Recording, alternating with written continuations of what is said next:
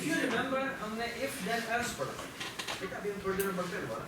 तो I can safely say कि इस if के बाद अगर मैं एक लाइन में else करता हूँ, तो मैं see out कर सकता हूँ कि n is divisible। Okay, why? Because जब इस केस में 0 आएगा वो ये इक्वेशन, तो उस केस में उसका else है, ठीक है ना? Alright? तो ये छोटा सा प्रोग्राम है, छोटा सा मसला क्या मसला? D के बाद जरूर आएगा। बस ये इसमें ऐसे इसको वैसे कोई मसला नहीं है। What if कि मैं D की वैल्यू 0 है? तो वो डिवीजन नहीं हो सकता। Something like that. तो बात ही बात है। पहले बात ये है कि ये डिवीजन नहीं होनी चाहिए। इसमें एक प्रोग्राम में एक छोटा सा प्रोग्राम क्लोज हो जाता है, एरर आता है, क्लोज हो जाता है। बिल्कुल, आप जब चलाएंगे ना तो आपका प्रोग्राम वैसे क्रैश करता है। वो एक ऐसी एक विंडोज चलेगी दिखवाया कि भाई एबनॉर्मल टर्मिनेशन, बट क्या नहीं, इस चीज को लॉजिकल एरर कहते हैं। लॉजिकल एरर एक होता है कंपाइलर एरर, ये सिंटैक्स है जो कंपाइलर पकड़ लेता है। एक एरर होता है जिसको हम लॉजिकल एरर कहते हैं, यानी वो प्रोग्राम में एग्जिस्ट करता है, ठीक है, लेकिन कंपाइलर से पकड़ लेता है। वो किस वजह से हमारी वजह से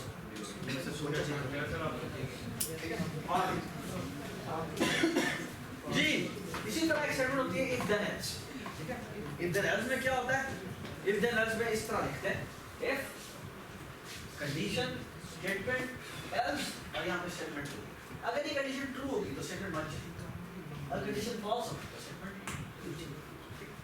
एग्जांपल बिल्कुल वही क्वेश्चन बट थोड़ी सी हमने इसमें चेंज और चेंज लाइए कि वही m mod d यानी जब 0 आएगा तो ये नहीं चलेगा, 0 के अलावा हर वैल्यू पे इसने इस if में चलना, ठीक है? जो कि क्या कह रही है, सी out n is not divisible। और जिस केस में वो 0 होगा तो इसका मतलब है उसका else चलना चाहिए, तो क्या लिखा होगा, divisible, ठीक है? Does it make sense? मतलब ठीक है? ये समझ में आई बात कि n mod d का क्या मतलब?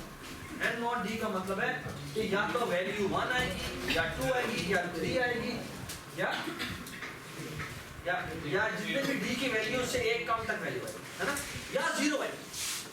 अगर 0 आती है तो 0 का मतलब है कि ये पूरा डिवाइड होता है। उस केस में इसको इसके अंदर नहीं जाना चाहिए, तो उसके else में जाएगा, इसकी आउट हो जाएगा, वो डिविजिबल, ठीक है? Alright, everybody understand? ओके, ये एग्जांपल किसी समझ में नहीं आया? क्या बात समझिए? n mod d का मतलब क्या होता है? n mod d ये n है, n में वैल्यू है x से 10 और ये d है, d में वैल्यू है x से 6। n mod d क्या आंसर है? 4 आंसर। तो यहाँ पे लिखा हुआ आएगा if 4 क्या होता है? ट्रू होता है, कौन सा?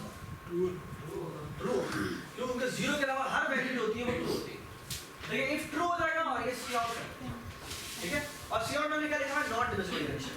डू यू एग्री कि सब केसेस पे ये if चलेगा सिवाय 0 के? 0 पे ये जब यहाँ पे 0 रिप्लेस होगा तो ये if को फॉल्स और 0 पे, ठीक है? बस इतना अच्छा कोड नहीं लिखा हुआ। अगर मुझसे ये कोड लिखने को कहा जाए तो मैं इसको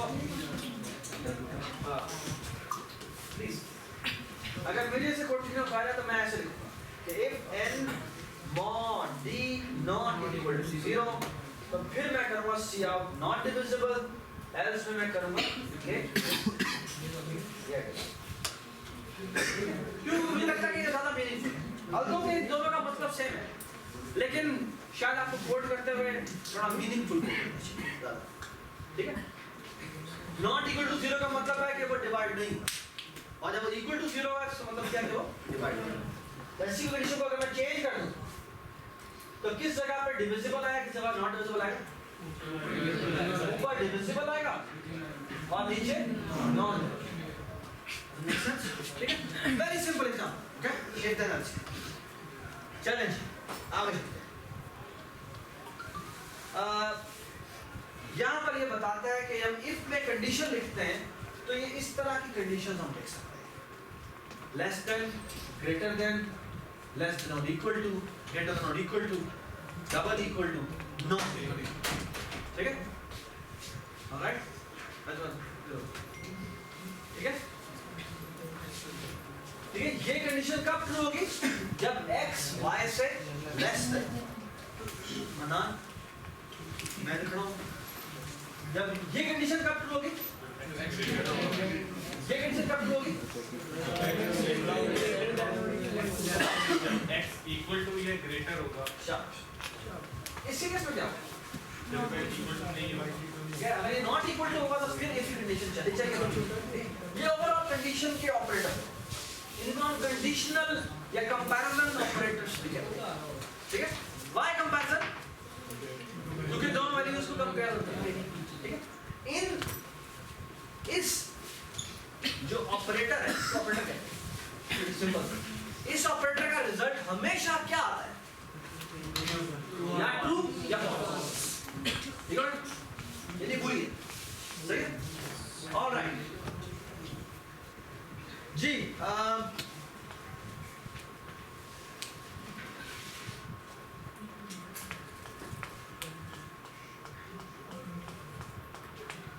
जी, can you please read this example and please discuss और मुझे बताएं कि क्या होता है?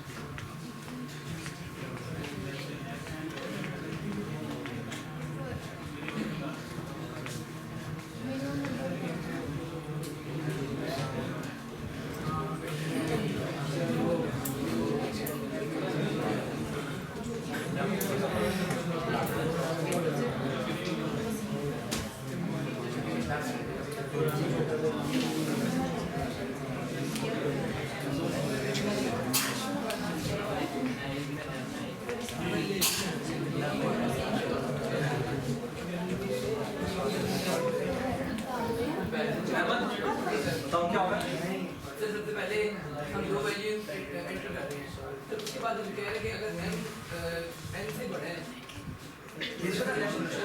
मैं हमेशा से कंफ्यूज रहता हूं। मैं तो दोनों से कंफ्यूज इलाज है। जिस तरफ खुला होना वो बड़ा, जिस तरफ उसका जो उसका फेस है जिसकी तरफ उसका फेस होगा वो बड़ा। व्हिच मींस ये देखो सेंस। फॉर एग्जांपल अगर देखो तो यहाँ पर इस तरफ का मुंह ओपन है n, तो n बड़ा, which means m is best. ठीक है? इसको उल्टा कर दें तो क्योंकि m की तरफ ओपन होगा फेस का तो m विल बी ग्रेटर। एक और भी तरीका है L शेप से L लेस शो करेगा। ठीक है। जी सारे जी अगर ये कंडीशन ट्रू होगी व्हिच मींस के n इज मिनिमम। ठीक है? और एल्स में क्या होना चाहिए? n इज ये बात ठीक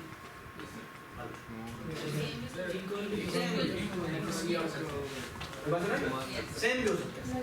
ठीक है? शायद इसके बाद एक और एल्स इफ लगना चाहिए था कि अगर m double equal to n, ठीक है, तो फिर वो कहे कि वो m and n both are equal और उसके बाद मिलना चाहिए एल्स में कि n is ये बात समझ? ठीक है? ऑलराइट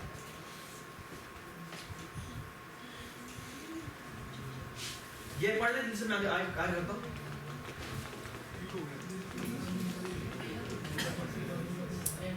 एक n डिक्लेयर किया है, एंटर एन इंटीजर जी। ये पढ़े, अब बताएं इसमें क्या है।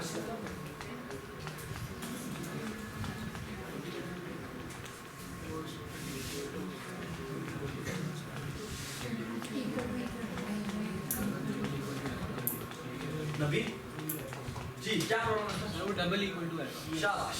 यहाँ पर आपने लिख दिया जी n इज इक्वल टू 20। जब n इज इक्वल टू 22 हो इसका मतलब है कि n की वैल्यू को 22 असाइन होता है, व्हिच मींस इस जगह पर 22 ही रिप्लेस होता है। क्यों होता है? जब आप लिखते हैं ना इस स्टेप पर m is equal to n is equal to 20 तो 20 n को साइन होता है, फिर जो n को साइन होता है इस जगह पर दोबारा 20 रिप्लेस होता है, तो यहाँ पर 22 रिप्लेस होता है। तो इसका मतलब है if 22 का मतलब क्या है? ट्रू। तो ये execute n is equal to actually 20। तो आप जो मर्जी वैल्यू सीन करवाएं n की वैल्यू क्या आउटपुट कर रहा होगा, ये बात समझ, ठीक है जी। प्लीज इस प्रोग्राम को पढ़ें और देखें क्या ये प्रोग्राम क्या है।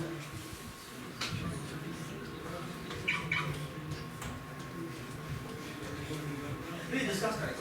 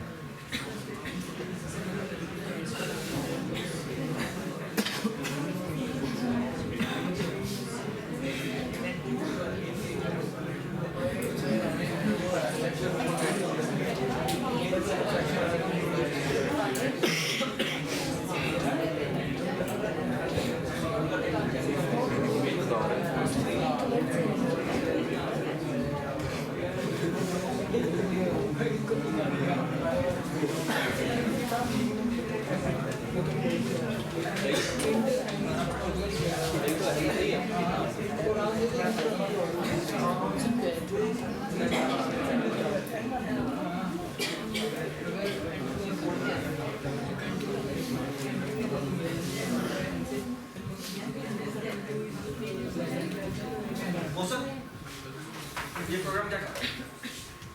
सर ये नहीं समझ में आया ये वाला, मतलब सर वो सारा इकट्ठा ही लिखा होता नहीं चल रहा। हाँ जी मैं क्या कर रहा हूँ सर वो तीन कल बोलता हूँ क्लासिक कौन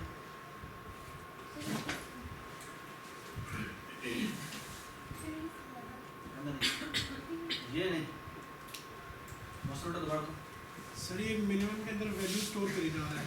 पहला काम क्या किया सर इसमें तीन सर वो डिक्लेयर किया गया है और उनको फिर इनपुट करवाएं इनपुट लगाना है। फिर उसमें क्या किया सर उसमें मिन में सर एम नंबर रख लिया है मैंने। पहला नंबर उसने मिन में मैं क्या करता हूँ सर वो अगर वो देखते हैं सर अगर M2 लेस देन है से पहले नंबर से सर वो फिर मिनिमम प्रिंट करा देगा। मिनिमम को सर प्रिंट नहीं करा रहा, मतलब प्रिंट नहीं करवा नहीं प्रिंट नहीं करा रहा ये कर मिन को क्या आसान करता सर M2 और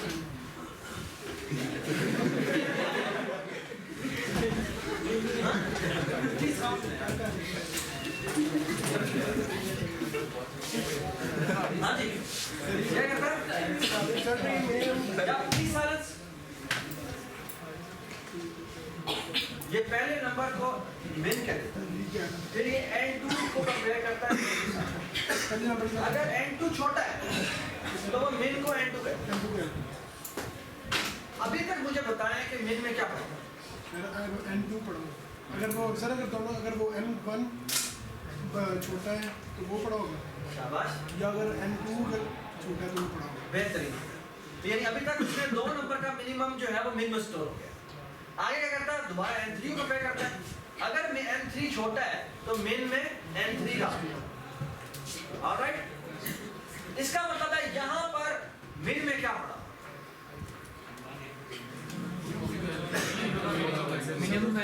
जो मिनिमम हाँ उन तीनों वैल्यूज का मिनिमम पड़ा तो यहाँ पर वो क्या करता है वो सी आउट कर देता है ओके। तो ये प्रोग्रामर तीन वैल्यूज यूजर से इनपुट करवाता है और उसका मिनिमम जी इत्ज़ाम इसी का वो मैंने चेंज करना है और चेंज ये करना है कि मैंने maximum print Sir, N2 greater than min शाबाश n2 is greater than min की जगह बस नाम और sir N3 greater than min. बेहतर ठीक हो गया ऑलराइट जी ये थोड़ा सा पढ़ लें ये स्टेटमेंट है आप बताएं जी ये क्या है ये दो स्टेटमेंट लिखी है अच्छा बड़ी बात है एक आपसे छोटा सा काम है आसान ही बल्कि ये एक मैंने आपको छोटा सा टास्क है और it won't be it seems like a small thing but it's not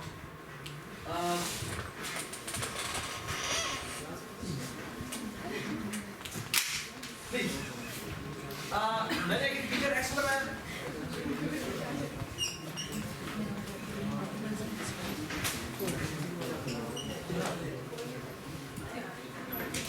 okay मैंने ये दो वेरिएबल बनाए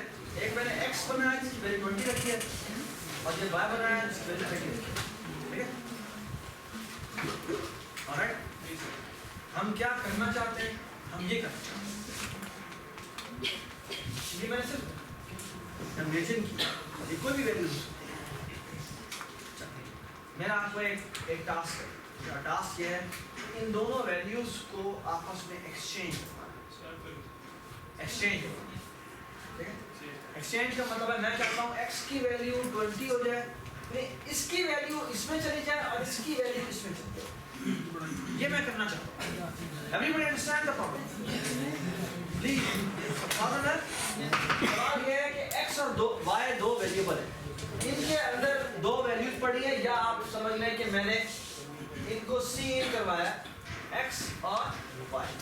अब मैं चाहता हूँ कि क्या हो कि ये वैल्यूज आपस में स्वैप हो, यानी x की वैल्यू y में चली जाए, y की वैल्यू x में चली जाए।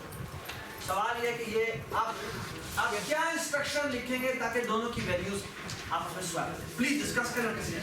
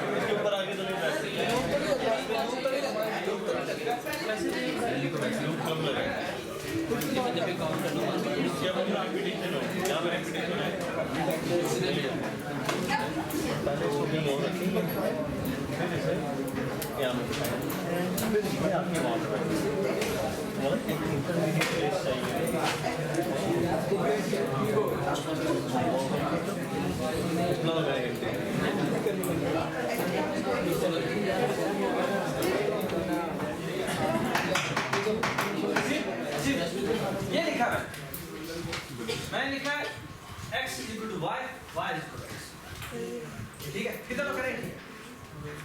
कितने लोग समझते हैं? ठीक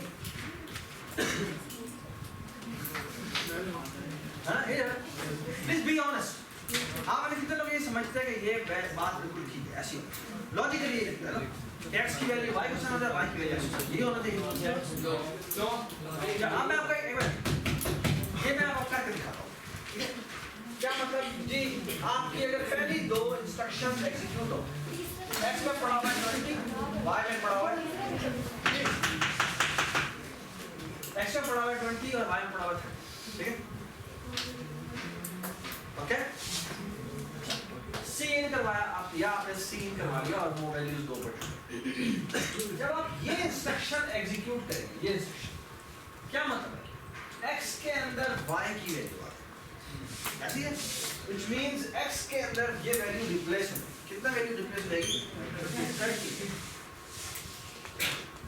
अब जब आप कहते हैं y is equal to x, x में पहले ही 30 आ गया, तो आप 30 दोबारा से इसको साइन हो जाएगा, जबकि दोबारा से 30, तो दोनों वेरिएबल में सेम है। तो आप दो वेरिएबल की वैल्यूज को स्वैप इस तरह नहीं कर सकते, ओके? इसके लिए क्या करना पड़ेगा? कैरेक्टर ना जो उसमें वैल्यू स्टोर करानी है, इंटीजर में इंटीजर की वैल्यू इंटीजर में स्टोर होती है ना, तो आप एक इंटीजर बना लेते हैं जिसको क्या कहते हैं हम टेम्प फॉर टेम्परेरी, ठीक है? Temp for temporary, okay? और यहाँ पे आप इसको साइन कर देते हैं x। अब क्या होगा? अब क्या होगा? अगर मैं एक इंटीजर टेम्प बनाता हूँ उसको x साइन करता हूँ, फिर x की वैल्यू टेम्प को साइन, शाबाश, एक इसका मतलब है एक और टेम्प बन जाएगा और इसमें x की वैल्यू है, और x की वैल्यू बेटा क्या है? 20। अब मैं कहता हूँ x is equal to y, तो अब इसके अंदर 30 आ जाएगा, बट अग्री कि अब अभी ये 20 वैल्यू गायब हो चुकी है, बट वो 20 वैल्यू यहाँ पर से, so what we should do is y is equal to 10. बस ना, इसे कहते हैं अगर आपने दो वेरिएबल की वैल्यूज को आपस में एक्सचेंज करवाना हो तो आप इस तरह एक्सचेंज सीधा सीधा सी आउट भी कर सकते। एक मिनट, इसमें एक बात, क्या बात है, और मैं कहता हूँ ये गलत बात है। विकास क्या कह रहे हैं? तो सीधे से सी आउट करा देते हैं, x इक्वल टू जो आप कह रहे हैं कि हम इसे सी आउट करवा दें, हमने सी आउट नहीं करवाना। हो सकता है हमने इनमें से जो इनको वैल्यूज को स्वैप करवा के कोई काम करवाना, ठीक है, तो लाजमी नहीं है हमने इसे सी आउट करवाना, हमने हो सकता है कोई और काम करवाना, ठीक है, तो इट डजंट मेक सेंस कि हम उनकी वैल्यूज को स्वैप करें। ठीक, जी सवाल, alright,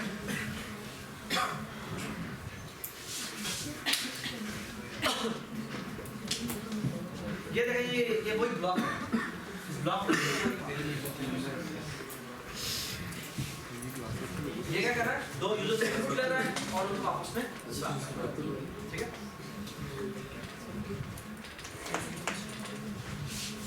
please discuss and right on the page कि ये आउटपुट प्रोग्राम की क्या ऑप्शन है।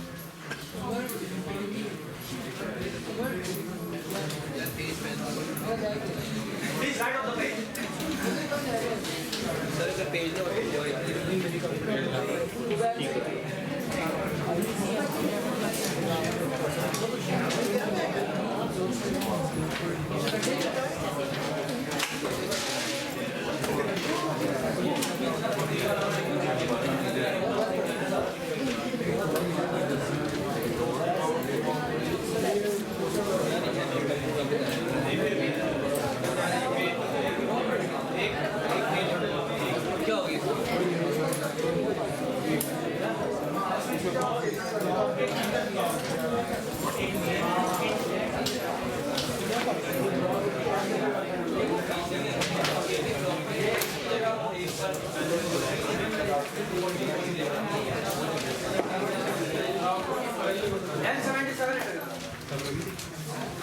एक्सचेंज जब एंड करवाया तो उसने 77 एंटर किया।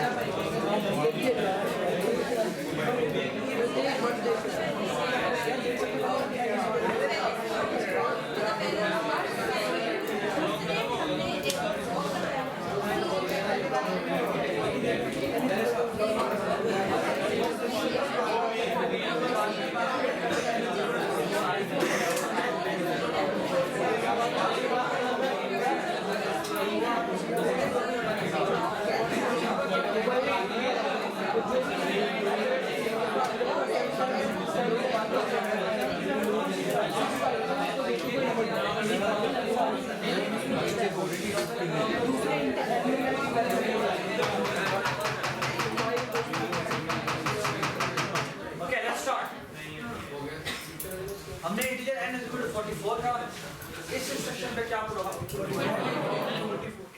इंट n बनाया, सी आउट एंटर एन इंटीजर कराया और फिर 77 एंटर, सी आउट एंड करें क्या 27 यहाँ पर सी आउट एंड किया क्या 44 इंटीजर n बनाया,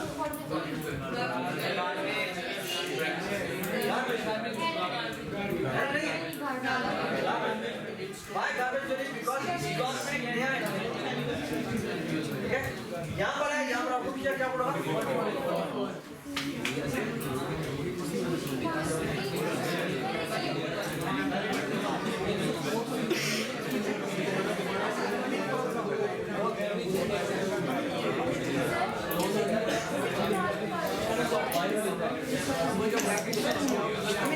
सभी 77 की कॉल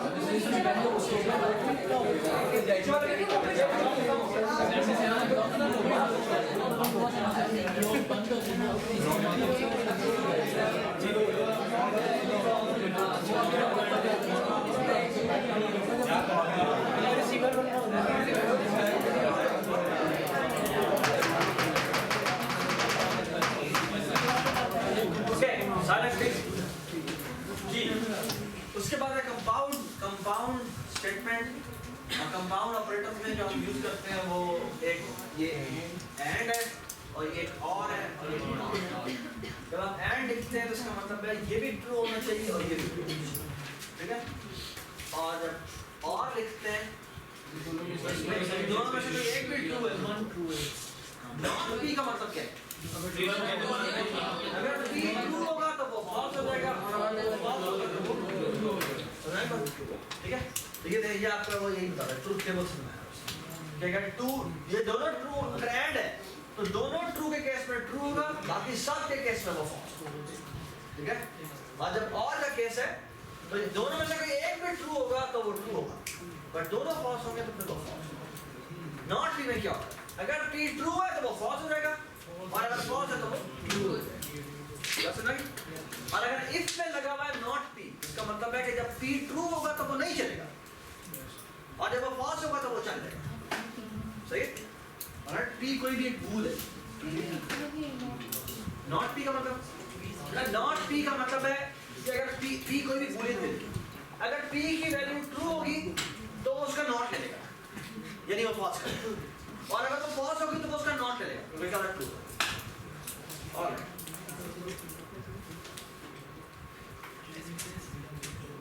लीजिए ये पढ़े और बताएंगे क्या।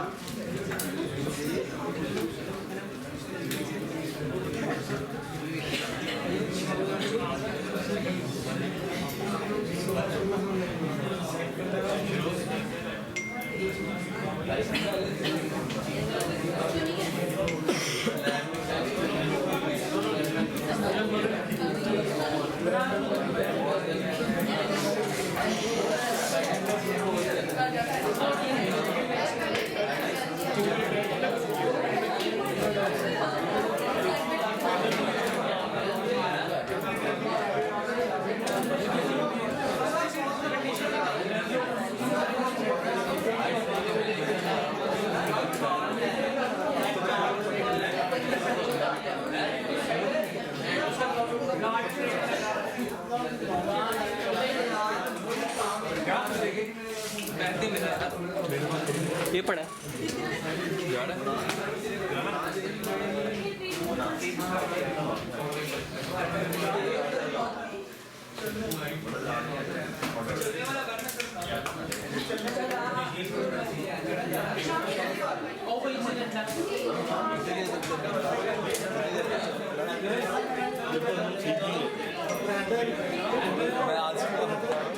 आज कितनी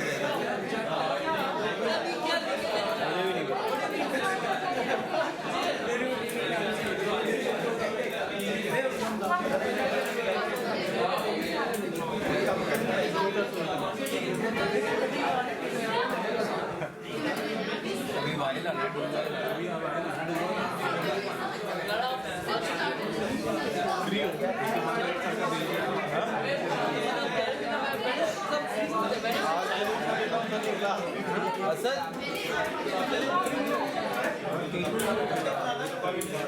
जी भाई हाँ भाई इसी का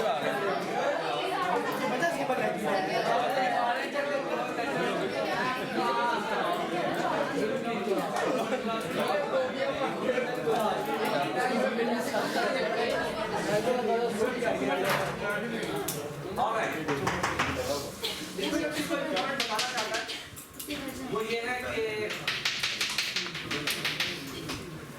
बताना चाहता है कि हमें अगर कंडीशंस चेक करनी हो तो दरमियान में ये कनेक्टर लगाना बहुत जरूरी है, ठीक है। यानी एंड करना बहुत जरूरी है और हम एंड करते हैं तो हमें अगर ये कंपैरिजन कर रहे थे तो हमें दोबारा से वही नंबर दोबारा लिखना पड़ेगा, ठीक है।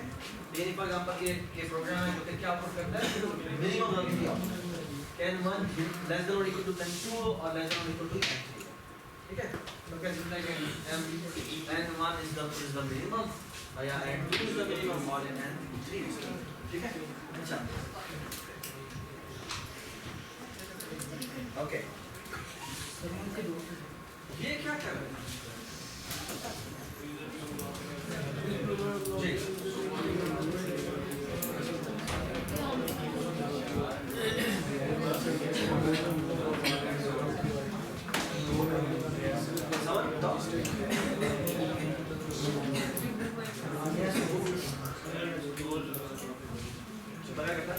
फिर ये वायलेट है कैपिटल वाई हाँ एक कैरेक्टर बनाता है आंसर उसको सीन करवाता है हाँ अगर वो y इंटर करता है या स्मॉल y दोनों में से कोई एक आउटपुट करे तो वो कहता है तुम एनरोल्ड हो और दोनों कहता है तुम एनरोल्ड ठीक है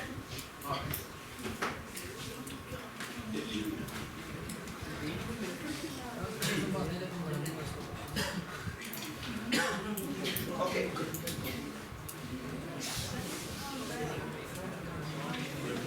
अच्छा अगला जो बहुत इंपॉर्टेंट टॉपिक है जो कि मैंने पहले तुमको बताया लेट्स होप कि तुम्हें याद होगा वेरी शॉर्ट करके ठीक है याद है मैंने पहले वाला प्रोग्राम किया था nmod d वाला लुक एट दिस इंप्लीमेंटेशन अब मैं कहता हूं कि हमारा जो पहले वाला प्रोग्राम था ना वो तो डिवाइड बाय 0 पे क्रैश कर इसको हम चलाएं ना वो यार लिखे nmod d लिख दें मैं d की वैल्यू 0 दे दूं तो प्रोग्राम में बाकायदा मैसेज लिखा हुआ है कुछ मसला हो गया ठीक है पर अब ये प्रोग्राम बिल्कुल ठीक चलेगा क्यों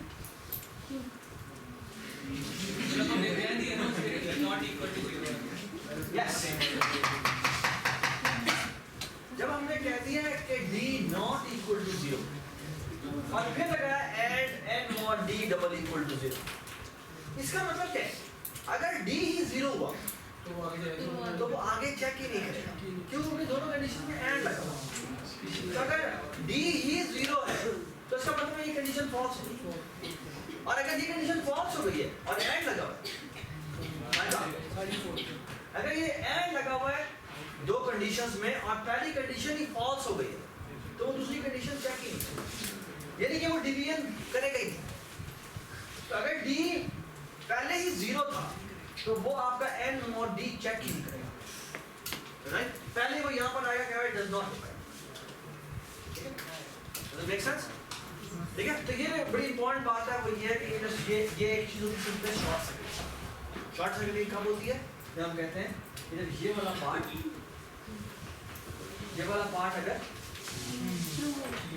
अगर ट्रू है तो फिर वो अगला चेक करेगा एंड मतलब ये वाला पार्ट फॉल्स है और एंड लगा तो ये चीज चेक नहीं करेगा और के केस में क्या होगा अगर ये ट्रू हो जाए तो अगला वो चेक ही नहीं करता ये फॉल्स में कुछ अपना चेक नहीं करता ट्रू और के केस में वो पहले वाले के ट्रू होने पे अपना चेक नहीं करता क्यों क्योंकि पहले ही ट्रू हो चुका है अब कोई चेक करने की बारी कोई रह नहीं गई डज इट मेक सेंस इसे हम शॉर्ट सर्किटिंग कहते हैं ठीक है ये कंपाइलर खुद इंटरनली करता है आपको कंडीशन लगाते हुए ये सोचने की जरूरत है ठीक है ऑलराइट जी आप मुझे बताएं कि इस प्रोग्राम में ये इनपुट दी हुई है आप बताएं इस प्रोग्राम में क्या हुआ आखिरी लाइन में इनपुट बताइए आखिरी लाइन में इनपुट बताइए नहीं आएगा नहीं आएगा always will show an x equal to n मुझे बताएं क्या आउटपुट होगा x max is equal to x sir हमने पहले तो उससे बताया नहीं कि मैक्स हमारा है हाँ नेक्स्ट तो कहता है वो सी आउट में इसने बीटा कर दी तो वही यहाँ पर ना max is equal to x की जगह ना तो ये लिखो प्लीज ये मैंने थोड़ी सी गलती की है यहाँ पे वो लिख देता है मैक्स इज इक्वल टू और यहाँ पे लिख देता है n1 ठीक है नहीं बताया ना condition if n1 is greater than n2 is greater than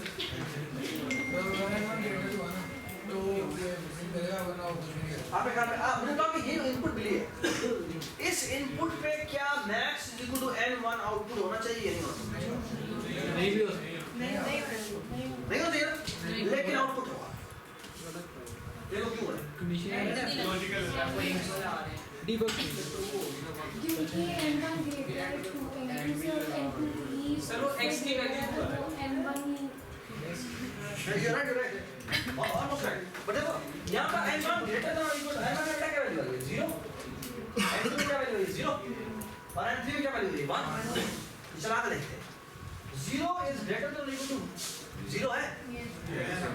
इस जगह पे क्या रिप्लेस है? 0. क्यों 1?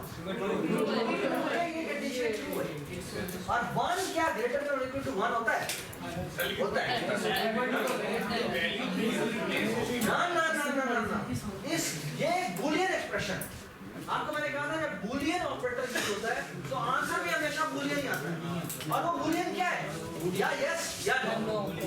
तो इस जगह पर जो n1 ग्रेटर देन और इक्वल टू n2 जब हम कहते हैं तो इस जगह पे क्या रिप्लेस होगा? 1. तो फिर यहाँ पर आ जाएगा 1 is greater than or equal to n3 दोबारा से 1 है, तो आंसर क्या आ जाएगा? 1. ये पूरी चीज 1 हो जाएगी. 1 का मतलब है ट्रू, और ये इसके अंदर आ जाएगा, सी आउट कर देगा मैक्स की वैल्यू क्या है?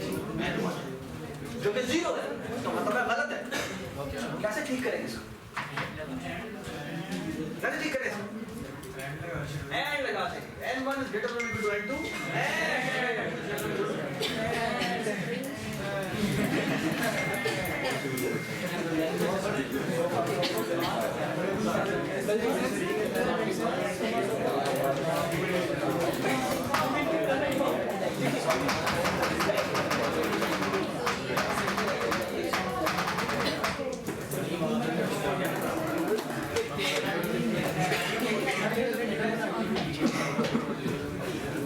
अच्छा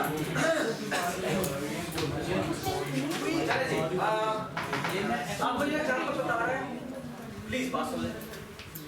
ये मैं एग्जांपल बता रहा है जिसमें नेस्टेड सिलेक्शन. नेस्टेड सिलेक्शन का मतलब है कि आप इफ के अंदर भी एक लिख सकते हैं. ठीक है, फॉर एग्जांपल अगर देखो तो ये इसने दो वैल्यूज बनवाई. पहला इसने चेक किया कि if d not equal to 0, जी अगर वो नॉट इक्वल टू 0 है तो फिर वो डिवीजन चेक करेगा, और अगर वो पहले ही 0 है तो उसके एल्स में आ जाएगा. और यहाँ से मैसेज कर दिया d does not divide n. Actually इसको यहाँ मैसेज लिखना चाहिए d is 0 so division is not possible. यहाँ क्या इसका मैसेज थोड़ा गलत लिखा है, तो मैसेज यहाँ पर लिखना चाहिए इसके एल्स में as d is 0 so division is not possible. यहाँ पे कहना चाहिए इसको दो messages, if n not d double equal to 0 तो सी आउट करते हैं d divides n, और इसके एल्स में कहना चाहिए d does not. ठीक हो गया? तो आप if के अंदर भी if लिख सकते हैं. इसके अपने एग्जांपल जो अपने क्लास में की थी वो थी जब हमने पॉइंट्स लिए थे और उसने आइडेंटिफाई किया था कि वो कौन सी शेप है. ठीक है, तो पहले हमने चेक कर लिया कि वो चारों साइडें बराबर है. फिर उसके अंदर हमने एक और if लगाया था, हमने कहा था अगर डायगोनल भी बराबर है तो वो स्क्वायर है, अदरवाइज वो क्या है? रोम्बस. और इसी तरह हमने एक और एल्स इफ लगाया था कि अगर वो दो आमने वाले सामने वाली साइड बराबर है तो उसके अंदर हमने दोबारा से if लगाया था कि अगर डायगोनल बराबर है तो रेक्टेंगल. एल्स में हमने क्या कहा था? और फिर उसके एल्स में लगाया था. ठीक है जी बाबू, समझ नहीं चाहिए था नॉट डिवाइड मतलब जी ये वाली बात दोनों ही देखो, ये वाली बात तो सिंपल है. if d is not equal to 0, फिर वो पहले चेक करता है कि ऐसा तो नहीं है कि d 0 दे दो तो डिवीजन बाय 0 पॉसिबल है. याद है आपने एफएससी में पढ़ा था कि 1 डिवाइड बाय 0 क्या होता है? Not infinite. It's not infinite. There is a huge difference between infinity and undefined. This is undefined. You can't define it. Okay? You don't know कि 1 divided by 0. I mean infinite नहीं होता. Sir हम run करें तो value क्या आएगी? अगर यार वो प्रोग्राम क्रैश करता है, प्रोग्राम इमीडिएटली क्रैश करता है. क्रैश का मतलब है उससे आगे एक लाइन की प्रोग्राम की एग्जीक्यूट होती है. ठीक हो गया? ऑलराइट, यहाँ पर देखो ये चेक करता है कि कहीं d 0 तो नहीं आ गया. अगर D 0 आ गया तो वो डायरेक्टली एल्स में चला और वो कहते हैं भाई जो मैसेज प्रिंट करना है कि डेविएशन पॉसिबल नहीं। अगर D नॉन जीरो वैल्यू आई तो फिर वो चेक करता है कि n mod D मेरा 0 आ रहा है या नहीं आ रहा। अगर 0 आया तो मैं D डिवाइड करता है, else क्या करता है D डिवाइड नहीं ये दो बार क्यों नहीं गया else ये उड़ा दिया ये else लिखा है इस D का, इस वाले का, ये else लिखा है इस ऊपर वाले का, बस ना ठीक है। अच्छा आपको याद है मैंने बताया था आपको प्लीज अगर मैं बताया था कि अगर एक बात करूं, अगर आप एक if लिखते हैं तो उसके साथ एक स्टेटमेंट आती है ना, और वो स्टेटमेंट अगर एक दोबारा if की हो तो उसके साथ आप एक स्टेटमेंट एसोसिएट कर सकते हैं और उसी के साथ दोबारा एक else आ सकता है। तो ये वाला जो else होगा वो इस if का होगा और अगर उसके बाद आप दोबारा else लिखेंगे तो वो एक्चुअली इस if का else होगा। ठीक है, again it's not a nice programming I mean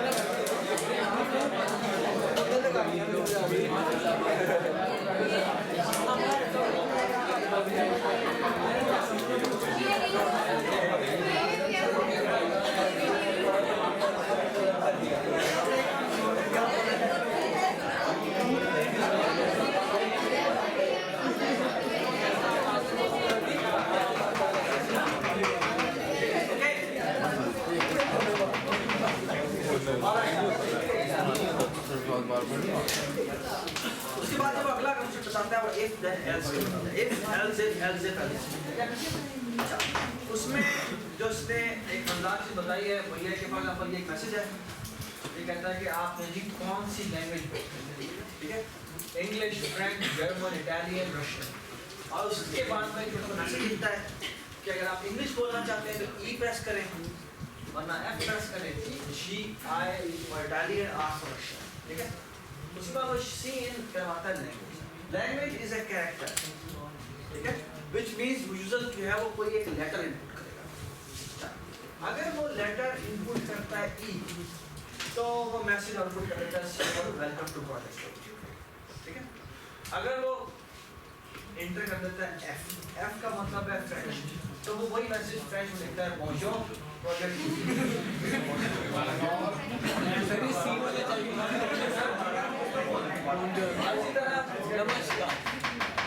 इसी तरह लैंग्वेज अगर जर्मन होती है तो ये गूटन गार्ड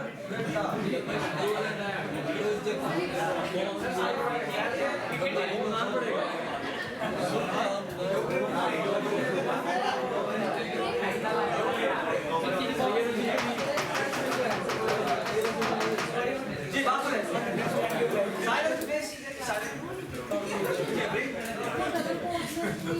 ये डबल कोट में ये पूरा डबल कोट है, यहाँ से लगा दिया ये तो एक मैसेज आउटपुट किया सर इसको हमने E F वगैरह को सारा उसमें क्यों लिखा हुआ है, सिंगल कोड किया हुआ है मौसम का एक सवाल है, अहमद तुमने जवाब दिया मौसम का सवाल है सर। मैं कि ये जो E F G H I लिखा हुआ है सर इसको सिंगल कोड में क्यों लिखा हुआ है? ये जो है ये सिंगल कोट में क्यों लिखा हुआ है सर क्योंकि इसके अंदर एक कैरेक्टर स्टोर हो क्योंकि लैंग्वेज में बेटा हमने जो वैल्यू यूजर से इनपुट करवाई है वो एक कैरेक्टर है और अगर कैरेक्टर की वैल्यू को आपने कंपेयर करना तो वो कैरेक्टर से ही कंपेयर होगी। और कैरेक्टर कंपैरिजन कैसे होता है कि ये double equal to single quote में या सिंगल कोट में या सिंगल कोट में नहीं सिंगल कोड के बगैर लिखे तब नहीं चलेगा। सिंगल कोट के बगैर हम लिखेंगे प्लीज बात सुनिए। सिंगल कोट के बगैर का मतलब क्या है? इसका मतलब है कि ई कोई वेरिएबल और यहाँ पर ऐसा चलेगा ई आप पे कोई वेरिएबल नहीं है तो अनडिक्लेयर्ड 25 सही हो गया?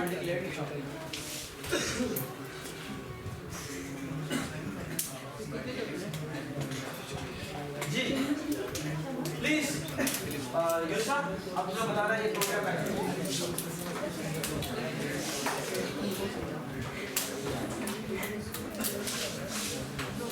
ये प्रोग्राम है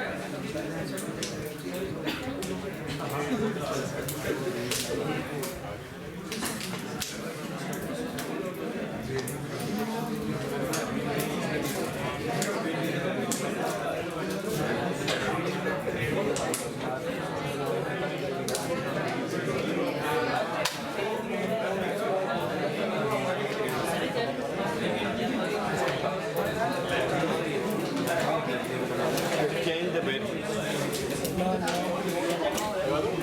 लगा दो जल्दी लगाओ ऑफ हो जाएगी बैटरी सारी